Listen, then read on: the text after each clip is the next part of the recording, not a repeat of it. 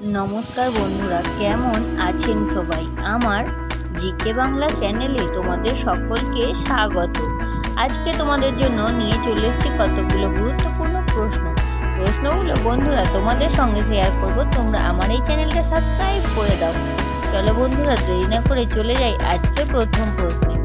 সবচেয়ে উঁচু দিয়ে ওড়ে কোন পাখি? অপশান এ বাজ পাখি, অপশান বি ঈগল পাখি, অপশান সি টিয়া, অপশান ডি চিল। তো বন্ধুরা, উত্তরটা জানা থাকলে ঝটপট উত্তরটা বলে ফেলো। বন্ধুরা, এখানে উত্তরটা হয়ে যাবে অপশান ডি চিল। চলে যাচ্ছি পরবর্তী প্রশ্ন। আলুর ব্যবহার প্রথম কারা চালু করে?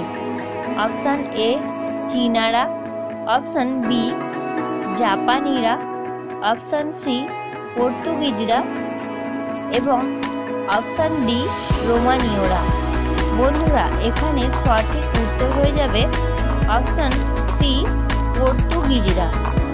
চলে যাচ্ছি পরবর্তী প্রশ্নে। তার আগে বন্ধুরা, আজকে সমস্ত প্রশ্নের উত্তর জানতে ভিডিওটা না টেনে প্রথম থেকে শেষ পর্যন্ত দেখতে থাকুন এবং চ্যানেলে নতুন হয়ে থাকলে দয়া করে আমার এই চ্যানেলটা সাবস্ক্রাইব করে আমার পাশে থাকুন। চলে যাচ্ছি পরবর্তী প্রশ্নে। বেদ এর কয়টি ভাগ? অপশান এ 5টি, অপশান বি 4টি, অপশান সি 3টি, অপশান ডি 2টি।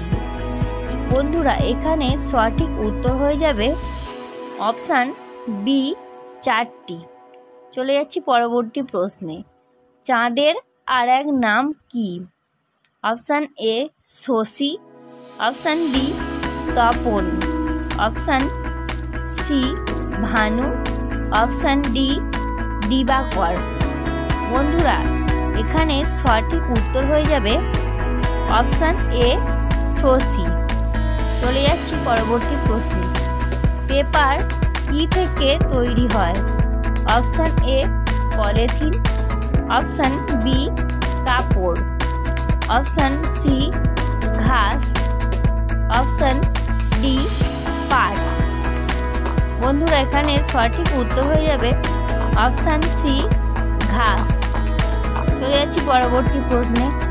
ভুটানের রাজধানী কোথায়? Option A Tokyo, option B Thimphu, option C Gangtok, option D Kathmandu. বন্ধুরা, উত্তরটা জানা থাকলে ফটাফট কমেন্টে জানাও। বন্ধুরা, এখানে সঠিক উত্তর হয়ে যাবে অপশান বি থিম্পু। চলে যাচ্ছি পরবর্তী প্রশ্নে। অতিরিক্ত ঘাম কোন রোগের লক্ষণ? Option A kidney damage, option B stroke, option C শিরা ব্লক, অপশান ডি থাইরয়েড। বন্ধুরা, এখানে সঠিক উত্তর হয়ে যাবে অপশান ডি থাইরয়েড। চলে যাচ্ছি পরবর্তী প্রশ্নে। কোন ভিটামিনের অভাবে জিভে ঘা হয়?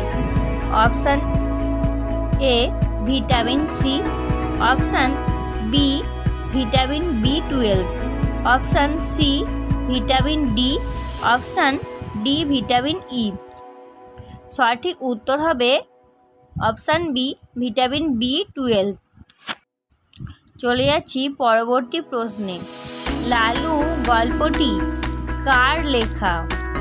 Option A Rabindranath, option B Bankimchandra, option C Saratchandra, option D Sukumar Ray. বন্ধুরা, এখানে সঠিক উত্তর হয়ে যাবে অপশান সি শরৎচন্দ্র। বন্ধুরা, আজকে শেষ প্রশ্ন তোমাদের সঙ্গে শেয়ার করব। তার আগে তোমরা আমার এই চ্যানেলটা সাবস্ক্রাইব করে দাও। চলে যাচ্ছি শেষ প্রশ্নে। দিল্লি চলো উক্তিটি কার? Option A Gandhiji, option B তিলকের, অপশান সি উমেশচন্দ্র এবং অপশান ডি সুভাষচন্দ্র। বন্ধুরা, এখানে সঠিক উত্তর হয়ে যাবে অপশান ডি সুভাষচন্দ্র।